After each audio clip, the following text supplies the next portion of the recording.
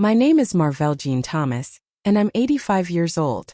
I live alone now in a small single-story house in Hickory Grove, Missouri, where the wind hums louder than the sound of laughter I used to know. The wooden floorboards creak beneath my slippers, but they're the only ones that acknowledge me these days. I wasn't always alone. In fact, I spent the better half of my life raising a little girl who wasn't even mine to begin with. Her name was Olivia, and I took her in when she was just 3 years old.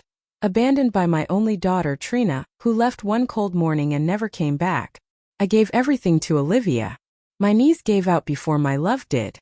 I worked 12-hour shifts at the local diner, then sewed uniforms late into the night. I skipped meals, doctor visits, even Sunday church sometimes just to make sure she had the life I never had. I missed my own dreams so she could chase hers. Her first bike ride? I ran behind her with shaky legs and an even shakier smile. Her middle school play? I sewed her costume myself by hand. I was there for every heartbreak, every celebration. When she graduated high school, I was the one cheering loudest in the back row, clutching her name printed on that program like it was gold. But now? She's 26, has a shiny job at a local bank, a ring on her finger, and not a moment for me. It's been 7 months since I've seen her. I don't get birthday calls anymore. Not even a Christmas card. I know her fiancé's name from Facebook. That's how far I've fallen from mother figure to social media stranger. I ask myself, was I not enough? Did I love her too hard? Or maybe, did I simply become invisible? I hold on to the photos, Olivia on her first day of school, Olivia blowing out candles at age 10, Olivia in her cap and gown. But I also hold something else. Something heavier. A letter I wrote, and never sent. Because the truth is, I know something Olivia doesn't. Something about her mother. Something I never told her. But maybe it's time. Maybe it's time I break the silence. And once I do, nothing will ever be the same. It was a Tuesday. I remember because it was biscuit day at the diner and I had flour on my hands when I got the call. Trina's voice was quiet, rushed. She said, "Mama, I can't do this anymore. I need you to take Olivia." Just like that. Like she was asking me to borrow sugar, not hand over her child. Before I could ask why, the line went dead. I rushed home from work, apron still on, heart pounding. Olivia was there on the porch, sitting on a little pink suitcase, clutching her stuffed lamb.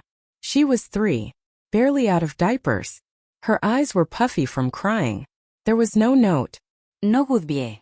Just a baby. And me. Trina never came back. She didn't call for birthdays. Didn't send cards. It was like she vanished into thin air. I went to the police, filed a missing person report. But after a few weeks, they called it a voluntary disappearance.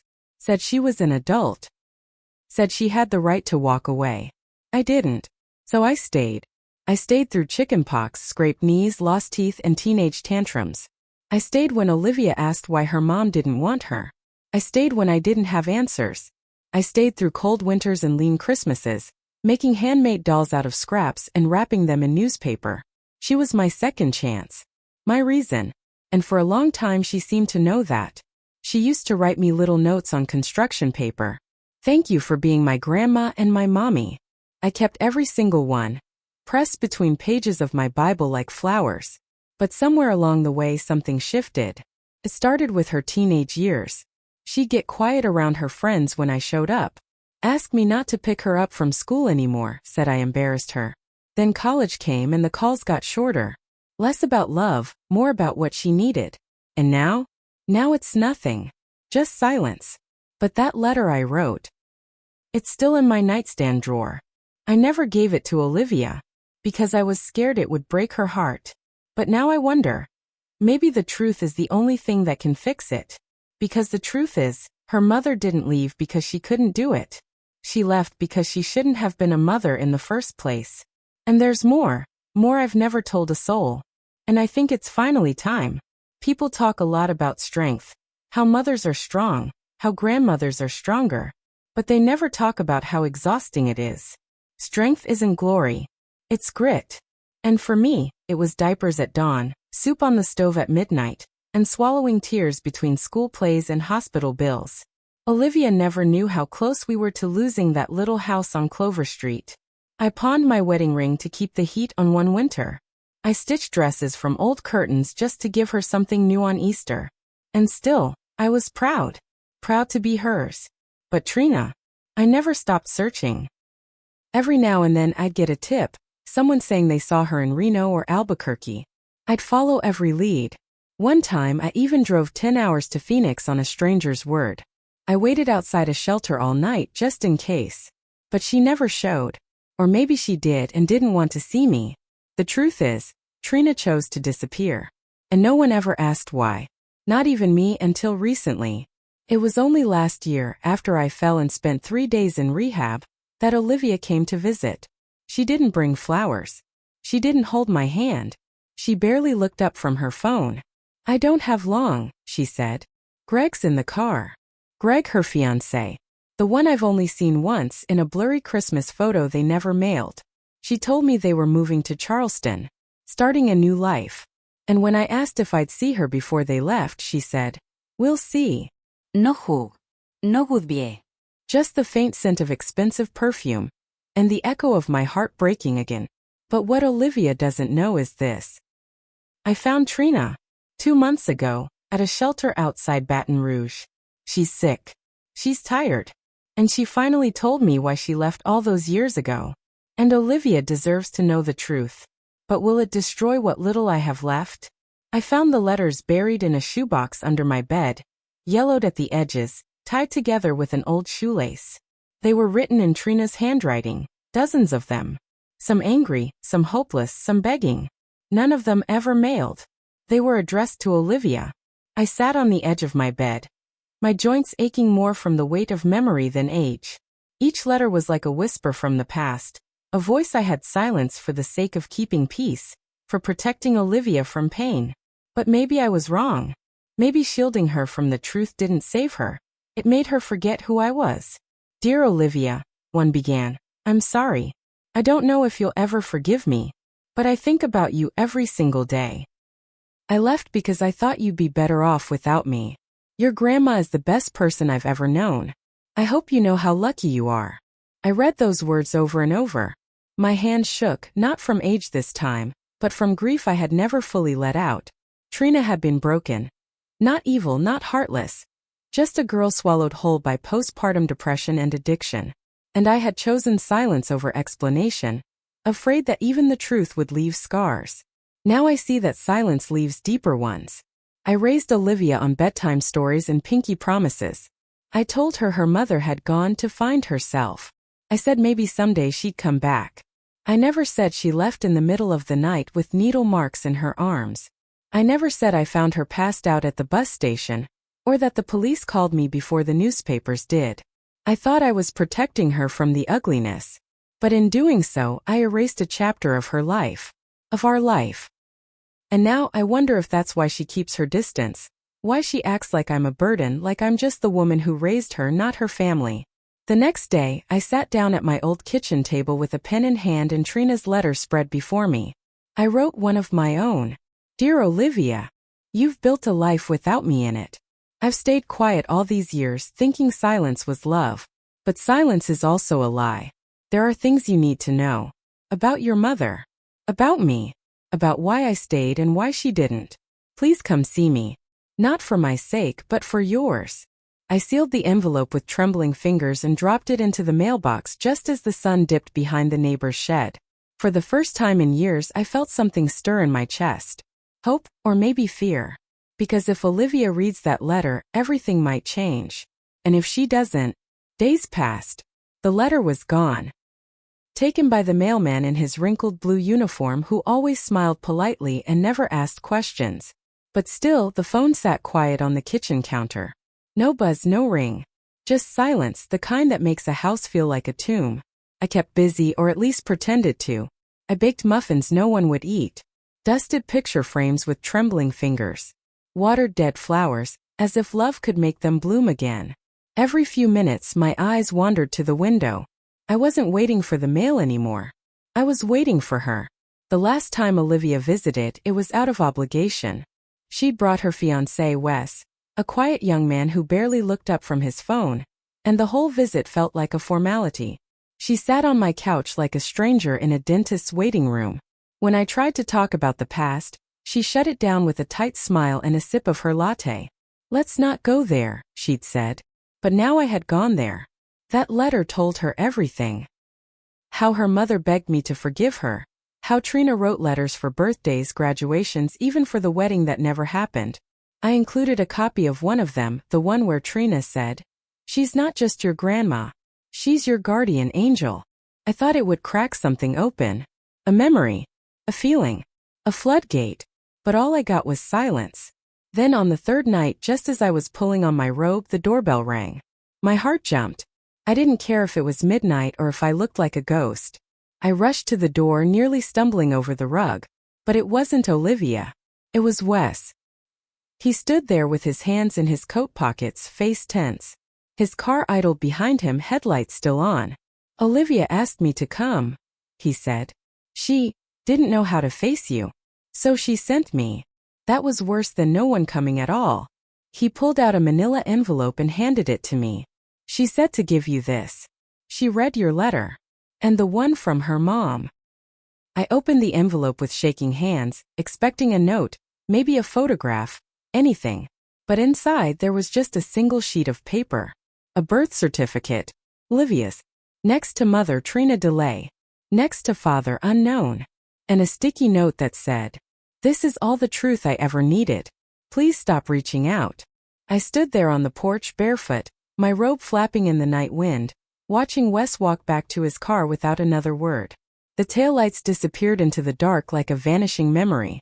The door shut behind me with a hollow thud. I clutched that paper to my chest.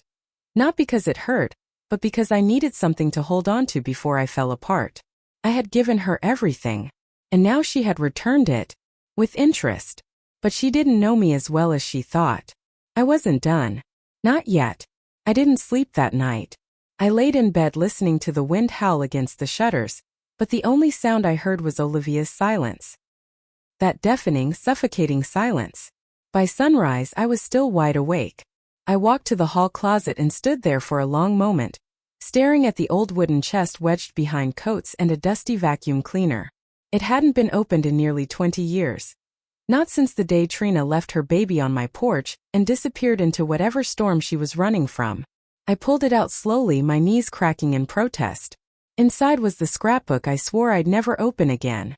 It was wrapped in a pale yellow baby blanket that once smelled like baby powder and dreams. I sat on the floor and unwrapped it with the care of someone holding their own heartbeat. The first page was Olivia's hospital bracelet. 6 lebes, 11,20 inches. Born screaming, born beautiful. I remembered the first time I held her. Trina asleep in the hospital bed, her face pale and too young.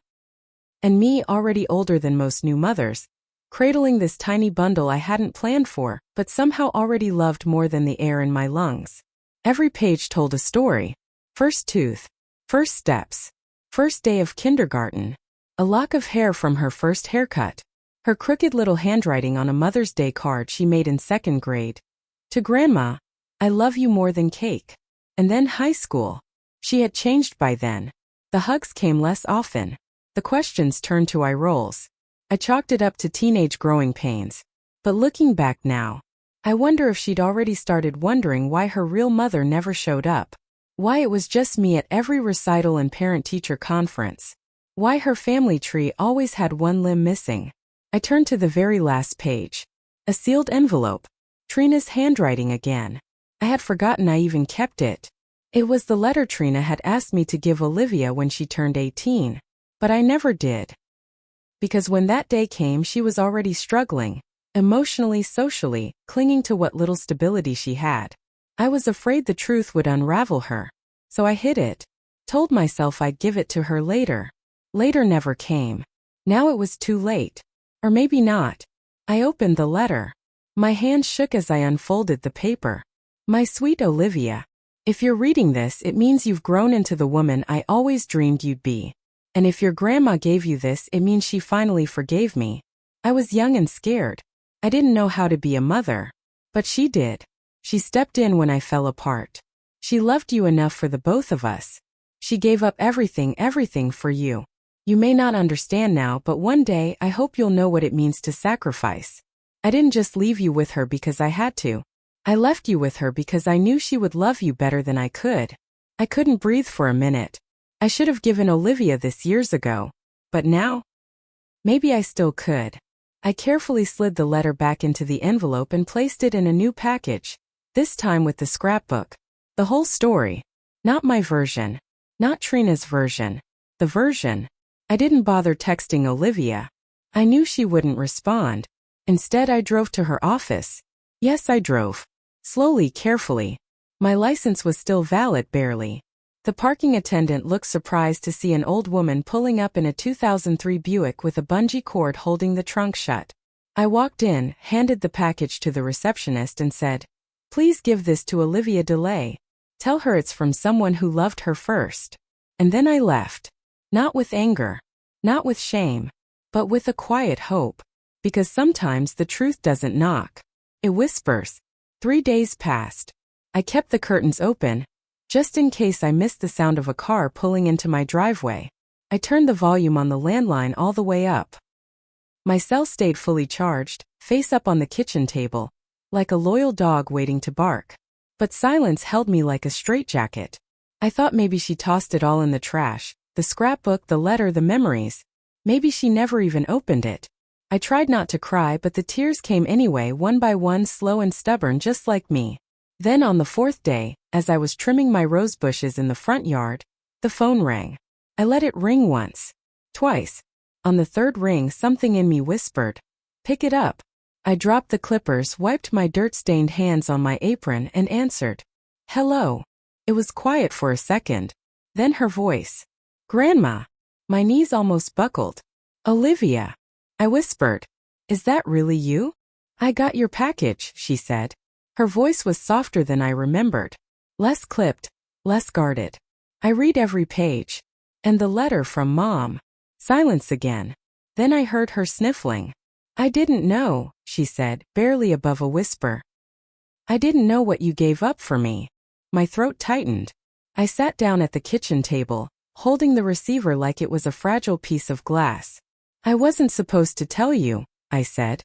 "Not because I wanted to lie. I just wanted you to have one parent who didn't disappoint you." There was a pause. Then she said, "You were more than a parent." Those words, simple as they were, hit harder than anything I'd ever heard. She continued, "I was angry. At Mom. At life. And I took it out on you. But you didn't deserve that. You gave me a childhood. You gave me love." I could hear her crying now. "I'm sorry I made you feel invisible. You're not. You never were." Tears streamed down my cheeks, dripping onto my apron. "I never stopped loving you," I whispered. "Not for 1 second." "I know." A silence settled between us again, but this one felt warmer. Softer. Like a blanket wrapped around old wounds. "I'd like to come by," she said. "Tonight. If that's okay." I nearly dropped the phone. "Of course it's okay. I'll make your favorite chicken pot pie and sweet cornbread." She laughed through her tears. "Just like when I was little." After we hung up, I sat there for a long time. Not moving. Just breathing. It felt like I'd been underwater for years, and now finally I'd come up for air. I tidied the house. Set the table. Lit a candle in the window. And then at 6:17 p.m., her car pulled up. She stepped out, older now, yes, but still my little girl in so many ways. She looked at me for a long moment, then ran into my arms. No words. Just warmth. Just forgiveness. Just love. It was like the years between us melted away in an instant. She brought her fiancé too. A kind-looking young man named Derek. Polite, soft-spoken, and clearly unsure how to navigate the storm of emotions in the room. I welcomed him like I would have welcomed anyone Olivia loved. After dinner, she reached into her bag and pulled out the scrapbook. "Can we go through it together?" she asked. And we did. Page by page. Laughing. Crying. Healing. She stayed past midnight. And when she finally left, she hugged me like she never wanted to let go. As I watched her taillights disappear down the road, I didn't feel sad. I felt seen. I felt like I mattered again. Not because she remembered, but because she came back. I didn't sleep much that night. Not because I was worried, but because my heart was so full I didn't want to close my eyes. For the first time in years, I wasn't just remembered. I was valued. Olivia had sat across from me at that little kitchen table where she once colored with crayons, swinging her legs. But last night, she looked me in the eye like a woman ready to make things right. The next morning I brewed a pot of tea and pulled out a photo album I hadn't touched in ages. Inside were the bits and pieces of a life spent loving someone who'd nearly forgotten me. Birthdays, scraped knees, talent shows, and Tuesday night mac and cheese. I ran my fingers across one photo of Olivia at age 5, covered in flour, helping me make biscuits. There was a knock at the door. It was her. Again. I opened it with wide eyes and she smiled shyly. I couldn't stop thinking about you all night. I had to come back. This time she didn't bring Derek. Just herself. Her guard down. She sat on the couch, folded her hands in her lap, and stared at the rug for a long moment. There are things I need to say, she began. I sat beside her and waited. My hands were folded too, as if in prayer. I was so angry when Mom left.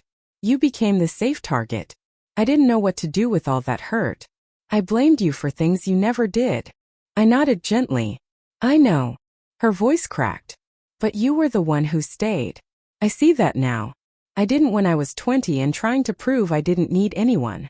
She reached into her bag and pulled out a letter. I found this. It's from Mom. Dated 3 months before she left. She wrote it but never sent it. It's addressed to you. My hands trembled as I unfolded the page. It was handwritten. Sloppy. Rushed. But the words cut deep. Mom, I can't do it anymore. The guilt is eating me alive. Olivia needs more than I have. I'm sorry for dumping this all on you. But you're the only one who's ever really loved her. I hope one day she knows that. Stephanie. I didn't cry, not this time. There was something freeing in hearing the truth, even decades later. Olivia leaned in. I know it's too late to fix everything. But I want to start over. I looked at her, my heart aching but open. You don't need to start over, I said. You just need to come back home. We hugged again, tighter this time. More honest. There were no grand speeches, no cinematic music playing. Just a couch. 2 hands. And the silence between us filled with forgiveness. She offered to take me out that afternoon. To the farmer's market, like we used to when she was little. Said she'd rearranged her day just to spend time with me. I want you to meet some of my friends, she added. People I talk about you to, but they've never met you. I blinked. You talk about me? All the time, she said. But I always called you my guardian. Not grandma. That felt too simple. I laughed. You were the one who gave me stability, safety, warmth. Not just cookies and bedtime stories. That touched me in a place even age couldn't reach. We spent the afternoon strolling through town. She held my arm like I was something precious. People smiled. Her friends greeted me. One of them even said, "So you're the Edna." And in that moment I knew I hadn't disappeared. I had simply been waiting for her to remember, to grow, to see me. And now she finally had. That evening, Olivia insisted on cooking dinner at my house. The kitchen still smelled faintly of cinnamon from the cookies I'd baked the day before. But now it was filled with something else, hope. She moved around the kitchen with surprising ease, like all the years hadn't passed. She asked where I kept the time, laughed at the old saucepan I still used, and shook her head at the outdated oven. You really haven't changed a thing, have you? She said, smiling. Nope, I replied. Because this kitchen raised you. We sat down to eat at the same oak table where she once did her homework, glued macaroni to paper, and cried over breakups. Now she was a woman, with layers I hadn't seen before. A softness. A sense of searching. She placed her fork down and looked at me carefully. I want to tell you something. But you might not like it. My heart beat a little faster. I'm listening. She inhaled. When I got engaged to Derek, I didn't invite you right away, because I wasn't sure if I wanted you there. I stayed quiet. I was still carrying that old anger. I thought if I built a new life, I could erase the old one. But the more I tried to push it away, the more it came back. Your voice, your cooking, the songs you hummed while folding laundry. You haunted me in every good way. She was crying now, gently. And when I didn't see you at the bridal shower, When your name wasn't on the RSVP list for the engagement dinner, I felt it. The hole. The space you were supposed to fill. I reached across the table and took her hand. Olivia, you don't have to explain everything in one night. I know, she whispered. But I want to. Because I can't go into this next chapter of my life pretending like you didn't build the first one for me. I squeezed her hand. You don't owe me an apology. You owe yourself forgiveness. She nodded slowly. And then, to my surprise, she reached into her purse and pulled out a small velvet box. I was saving this, she said. But I want you to have it now. I opened it carefully. Inside was a delicate gold bracelet. On the inside it was engraved, "For the one who stayed. Love, Olivia." I covered my mouth, tears rising to my eyes. I had it made last year, she said. But I didn't feel ready to give it to you, until now. I placed it on my wrist and smiled. It fits. She laughed through tears. Of course it does. It was always meant for you. We finished dinner in quiet peace. No music. No distractions. Just the rhythm of healing between spoonfuls of mashed potatoes and roasted chicken. Before she left, she turned back at the door. I want you at the wedding, Grandma. I want you front and center. Will you come? My throat tightened. I wouldn't miss it for the world. The wedding day arrived with a golden sun pouring through my lace curtains. I hadn't felt this alive in years. I wore a soft blue dress Olivia helped me pick out. She said it brought out the fire in my eyes. My silver hair, curled and pinned neatly, framed a face lined not just with age, but with every story I had lived through. And finally, it felt like one was ending the right way. The church was beautiful. Small, cozy. Olivia had chosen pale pink roses for the aisle, just like the ones I used to grow in the front yard. My heart swelled seeing them. A quiet tribute. A silent I remember. When I walked in, people turned. Some didn't recognize me. Years and distance will do that. But Olivia did. She was already standing at the altar, her white dress glowing in the morning light. Her eyes lit up as soon as she saw me. "Grandma!" she called out, joy bursting in her voice like a child again. She left her spot, mid-ceremony, no hesitation, and came down the aisle toward me. Gasps filled the church, but she didn't care. She hugged me in front of everyone. Tight. Strong. As if holding me could erase every missed birthday, every year of silence. And maybe, just maybe, it did. "I asked the pastor to wait until you got here," she whispered. "Because none of this means anything if you're not a part of it." Tears streamed down my face. She took my hand and led me to the front row. A seat left intentionally empty. My name was written on the back of the program. "For the woman who taught me how to love," it said. The ceremony began again. This time I didn't feel like a ghost. I felt like I was home. As vows were exchanged, I looked around the pews. Faces young and old, laughing, crying, living. And for the first time in a long time, I didn't feel like time had passed me by. I was part of it. After the ceremony, as we stood in a circle taking family photos, Olivia introduced me over and over again. "This is the woman who raised me," she said proudly. "She's the reason I know what love looks like." Greg, her husband now, shook my hand and said, "Thank you for everything. Olivia talks about you all the time." Later that night, at the reception, Olivia handed me the microphone during the toast. The room hushed. I cleared my throat, trembling a little. "I don't have fancy words," I began. "I just have love. And it's taken me a lifetime to understand that sometimes love means giving until it hurts. But today it feels like I've been given something back." I looked at Olivia, her eyes shining. "You were never mine to keep," I said, voice breaking. "But raising you was the greatest privilege of my life." The room was silent. Then applause. Then tears. When I sat down, Olivia hugged me again. "I'm sorry it took so long," she whispered. "I'm just glad it wasn't too late," I replied. As the music played and the guests danced into the night, I sat with my feet up, watching them twirl and laugh. I held the gold bracelet on my wrist, the one that read, "For the one who stayed." And I smiled, not because I had won, but because I was finally seen. Sometimes the people who give the most are remembered last. And sometimes they're remembered just in time. Evelyn didn't raise her granddaughter for praise. She did it out of love, out of duty, out of quiet strength. But love, real love, leaves fingerprints that time can't erase. Even when forgotten, even when pushed aside, the heart never gives up hope. If you're watching this and you've ever felt invisible, like the years you gave, the sacrifices you made were never seen, know this: you mattered. You still matter. And maybe, just maybe, someone somewhere will finally say the words you deserve to hear all along. Thank you. I see you. You were there when no one else was. Speech balloon. Comment below if this story touched you. Share it with someone who might need to be reminded. The quiet heroes never truly disappear. They just wait for their moment to shine. Television. Subscribe for more heartfelt stories like this one. Because sometimes healing begins with a story.